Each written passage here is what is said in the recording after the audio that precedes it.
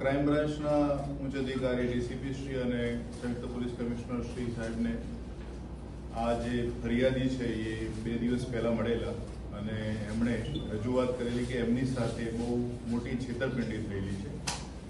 અંદાજે 3.5 કરોડ રૂપિયાની છેતરપિંડી ફરિયાદી તથા એમના મિત્રોની સાથે મળીને થયેલી છે. આ અંગે પ્રાથમિક તપાસ બાદ ફરિયાદીની ફરિયાદ સંબંધે ગુનો નોંધવામાં આવેલો. આ જે ફરિયાદી છે યોગેશ કુમાર ચંદુલાલ પટેલ, જે નિકોલ અમદાવાદ ખાતે રહે છે. યોગેશ પટેલ જે છે ફરિયાદી એ એમકોમ એલએલબી સુધીનો અભ્યાસ કરેલો છે એમણે, અને જીએસટી કન્સલ્ટન્ટ અને સીએ ના લગતું કામ કરે છે.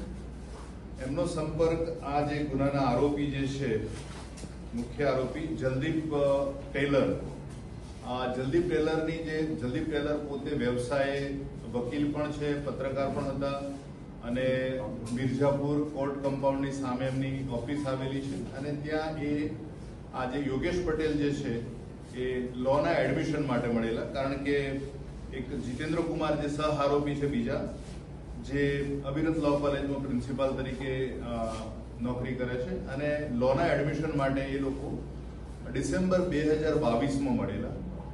એ વખતે જ્યારે એડમિશન વગેરેની વાત થઈ ત્યારે એમણે વાત કરી કે તમે ઘણા સમયથી આ સરકારી નોકરી માટેના પ્રયત્નો કરો છો, તો જલદીપ ટેલર જે છે એને ખૂબ જ સારા સંપર્કો છે અને એ આપને સરકારી નોકરી અપાવી શકે. ફરિયાદી આ લોકોની વાતોમાં આવી ગયા અને આ જે પકડાયેલા આરોપી જે છે હાલ, જલદીપ ટેલર, જીતેન્દ્ર કુમાર પ્રજાપતિ, અંકિત પંડ્યા અને હિતેશ સેન. અંકિત પંડ્યા જે છે એ પણ વકીલ છે, જીતેન્દ્ર પ્રજાપતિ પણ વકીલ છે, અને જલદીપ ટેલર પણ વકીલ તરીકેનો વ્યવસાય કરે છે. આ 3 જણા, અને હિતેશ જે છે એ યોગેશના ડ્રાઈવર કમ આસિસ્ટન્ટ તરીકે કામ કરે છે. અને આ તમામ જે કૌભાંડ આ લોકોએ આચર્યું અને જે પ્રકારે ફરિયાદી સાથેની છેતરપિંડી કરી, એની તમામ નાણાં જે સ્વીકારવાની જે વાત છે એની જવાબદારી હિતેશની હતી. હિતેશ અલગ અલગ જગ્યાએ જઈને આ લોકો પાસેથી નાણાં મેળવે છે. શરૂઆતમાં આ જે મુખ્ય આરોપીઓ જે છે, જલદીપ, જે આખા તમામ કામનો મુખ્ય સૂત્રધાર છે, એની સાથેના 3 લોકો સંડોવાયેલા છે.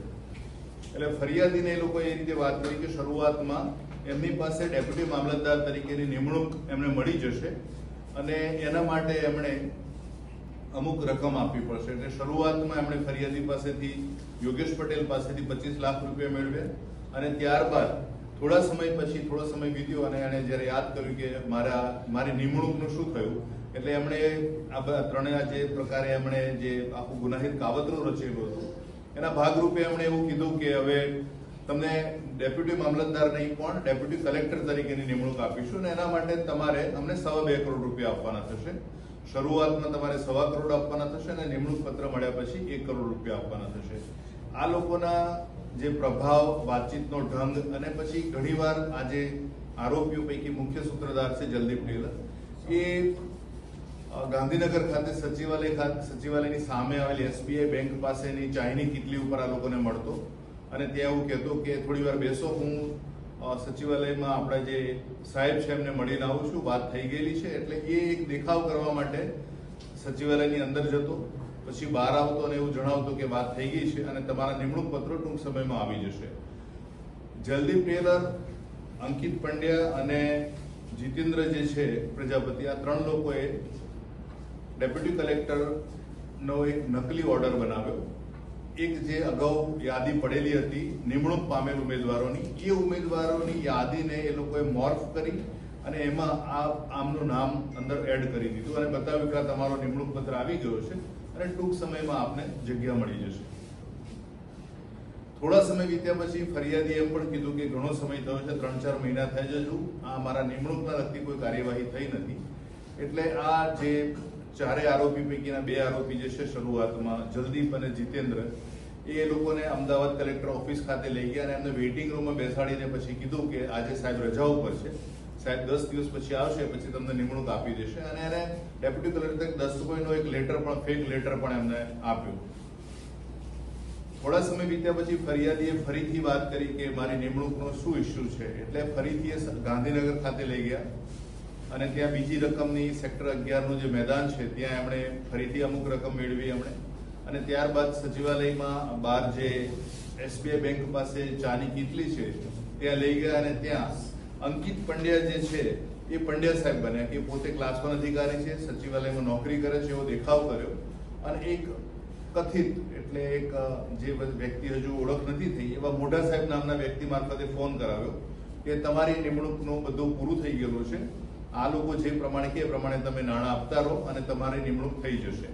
ત્યારબાદ આ જે જીતેન્દ્ર છે એ ગામિત સાહેબ અને પંડ્યા સાહેબ એમ 3 અલગ અલગ અધિકારી બનીને આ લોકોની સાથે વાત કરી પોતે છે.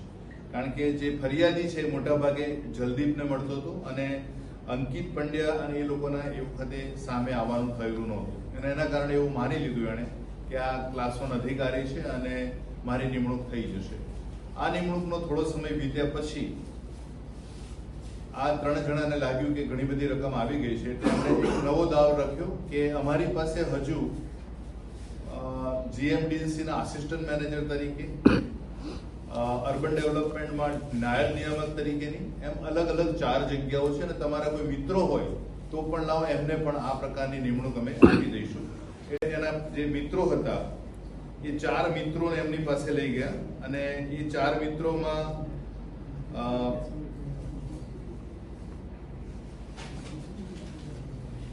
અંકિત નટવરભાઈ પટેલ, એ જે યોગેશ પટેલના મિત્ર છે, પ્રદીપ શર્મા, અતુલ પટેલ અને જીગર રાજેન્દ્ર પટેલ. જેમાં જે પ્રકારે નાણાં લીધા એ પ્રકારે આપણે નિમણૂકની વાત કરી તો અંકિત પટેલને આસિસ્ટન્ટ મેનેજર GMDC ની પોસ્ટ માટે 1,20,00,000 નક્કી કર્યા. પ્રદીપ શર્માને ડેપ્યુટી કલેક્ટર મહેસાણાની નિમણૂક માટે થઈને 20,00,000 શરૂઆતમાં માંગ્યા અને પછી અતુલને જોઈન્ટ ડાયરેક્ટર અર્બન ડેવલપમેન્ટ અને હાઉસિંગ ડેવલપમેન્ટ માટે એમણે 2 કરોડ નક્કી કર્યા. આમ કુલ મળાઈને 3.5 કરોડ રૂપિયા આ આરોપીઓએ આ ફરિયાદી અને એના મિત્રો પાસેથી મેળવ્યા છે. આ લોકો જ્યારે પણ કોઈ રજૂઆત કરતા તો આ લોકો એ પ્રકારની વાત કરતા કે તમારે હવે બોન્ડ માટેની રકમ આપવી પડશે. એટલે બોન્ડ પેટે પણ એમણે રકમ એમની પાસેથી મેળવી. વધુમાં એમણે કીધું કે તમે 4 ક્લાસ 1 ઓફિસર બનવાના છો તો તમારે હથિયાર લાયસન્સની જરૂર પડે અને હથિયાર લાયસન્સ માટે જે યોગેશ પટેલ છે એના 1.25 લાખ અને બાકીના જે 5 જણા છે એમના 1,55,000 ફીસ નક્કી કરી. અને આ પ્રકારે આ 4 આરોપીઓ કાવતરું રચી ફરિયાદી અને મિત્રો પાસેથી નકલી નિમણૂક આપવાના પત્રો તૈયાર કર્યા, સ્ટેમ્પ્સ તૈયાર કર્યા, જીપીએસસી ના પત્રો પણ બનાવ્યા કે તમારી નિમણૂક થઈ છે.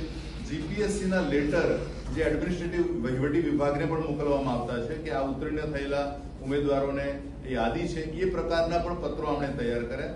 લગભગ જે પ્રકારના પત્રો સરકારી વહીવટી વિભાગ બહાર પાડવામાં આવે છે એ પ્રકારના નકલી પત્રો બહાર પાડી અને આ લોકોએ આ પ્રકારનું ચીટિંગ કરેલું છે. ટોટલ કેટલા લોકોની ચીટિંગ, કેટલી રકમની ચીટિંગ અને આમાં કોઈ રિકવરી થઈ?